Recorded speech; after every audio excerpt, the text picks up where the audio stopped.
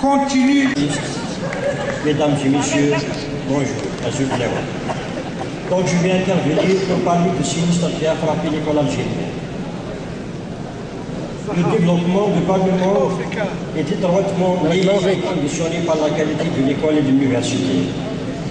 Sauf que notre université est inadéquate par rapport à ce développement. Dès lors qu'elle est utilisée comme un moyen qui véhicule une idéologie politique, au lieu qu'elle soit un instrument de promotion des sciences et des technologies. On ne peut pas parler de la réhabilitation des valeurs du travail, de l'insertion dans l'économie mondiale et la recherche de politiques alternatives à la rente pétrolière sans prendre en compte le volet de la formation dans le sens le plus large, enseignement général, professionnel et universitaire, qui est considéré aujourd'hui dans le monde comme une condition sine qua non de tout progrès économique et social. Le marché du travail étant devenu plus compétitif et plus exigeant, il importe d'adapter les formations au profit réellement recherché. Quelle valeur stratégique pour l'examen du baccalauréat? De par le monde, la valeur pédagogique de l'examen du baccalauréat est tributaire de la qualité et du niveau de l'enseignement dispensé non seulement au lycée, mais également au collège d'enseignement moyen et à l'école primaire.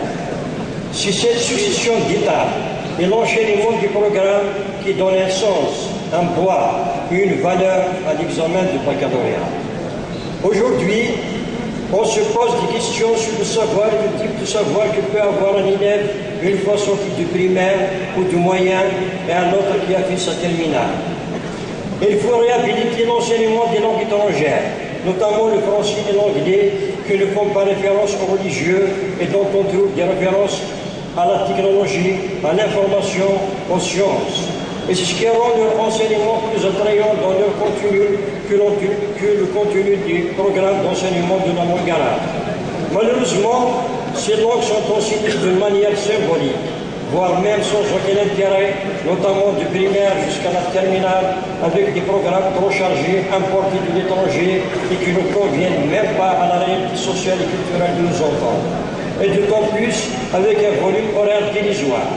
N'y a-t-il pas une volonté politique de la tutelle visant l'étouffement et la mort progressive de ces langues dans notre système scolaire? On ne peut pas ramener un palmier au sud pour le planter au nord du pays où on espère récolter ses fruits. Quant à l'enseignement folklorique de la langue amazigh, que d'une manière partielle dans les trois wilayas, à savoir Tizi-Ouzou, Bidjaya et Bouira, relève de l'utopie. Car aux yeux du pouvoir, la meilleure façon de briser cette langue, c'est de commencer à l'enseigner aux élèves de la 4e année primaire et avec quelle manière, quel support pédagogique et quel contenu du programme alors qu'ils arrivent à peine à maîtriser l'alphabet de la langue française. On ne peut pas espérer une réelle prise en charge de cette langue tout en sachant que ce pouvoir appréhende sa constitutionnalisation et son officialisation. Même le statut des enseignants amazigh ne leur a pas été reconnu. Nous assistons à une mise en scène et à des manœuvres machiavéliques soigneusement concoctées dans les laboratoires du système algérien pour pousser cette langue millénaire à l'essoufflement. Pour cela, je peux dire que c'est tout le système éducatif algérien qui s'effondrerait. Il ne s'agit pas d'une baisse de niveau seulement, mais d'une espèce de décrédibilisation de tout le système et de ses résultats.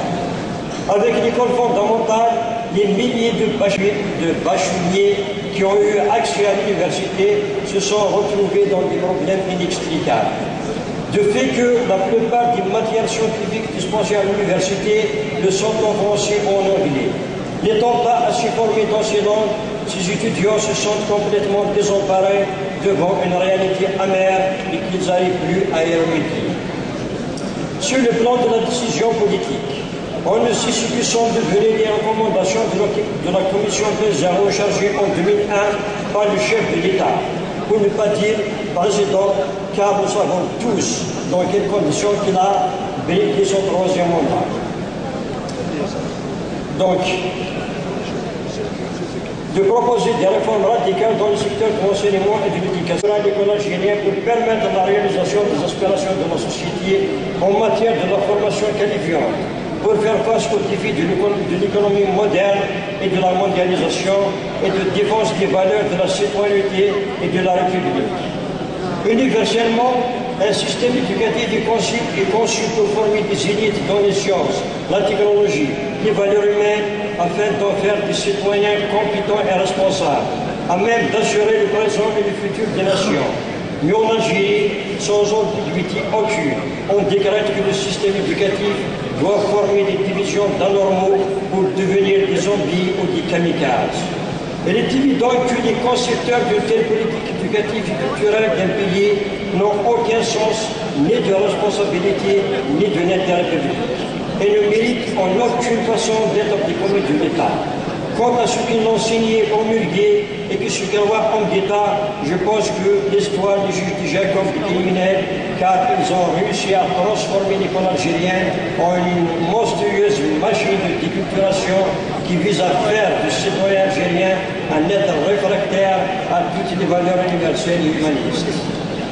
Malgré la chute vertigineuse du niveau scolaire à tous les paliers, malgré des dizaines de milliers de diplômés et non employables, parce que sans aucune formation sérieuse, et malgré les conséquences tragiques sur la jeunesse qui s'immote ici ou préfère se suicider en mer le plus loin possible du pays, cette usine de malheur continue de subir avec le même personnel qui se permet des postes d'emploi entre le ministère de l'Éducation et celui de l'enseignement supérieur, et avec la même acidité criminelle.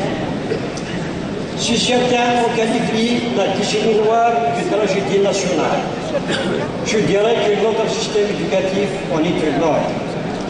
Lorsqu'ils diplômés de l'enseignement supérieur ne sont même pas capables de rédiger par eux-mêmes leur propre CV, le seul effort intellectuel qui compte pour eux est de pouvoir rédiger correctement la demande de visa d'études et la lettre de motivation aux besoins et parfois en se faisant aider par des aînés pour partir et ne plus revenir au pays. À la vitesse où vont les choses, l'Algérie doit rapidement engager, et ceci n'est pas déjà trop tard, une politique de vraie réforme de l'enseignement si l'on ne veut pas que le train de la mondialisation nous écrase sur son chemin. Aujourd'hui, si l'État n'investit pas beaucoup dans l'éducation, dans la formation des enseignants, dans l'amélioration des conditions salariales et de travail des enseignants, on ne peut pas changer la donne. Il faut aussi penser à améliorer les conditions des études du l'INEM, le motiver, et revoir le manuel scolaire pour qu'il soit orienté vers la science et non pas vers l'idéologie. La motivation est primordiale. Si l'enseignant n'est pas motivé, il n'y a pas de raison pour qu'il travaille. D'où la nécessité d'un statut social et d'un salaire digne. La surcharge du programme est un problème à prendre en considération. Il y a un surcharge du programme parce qu'il y a une confusion entre la nécessité idéologique et la nécessité de savoir. L'élève doit être aussi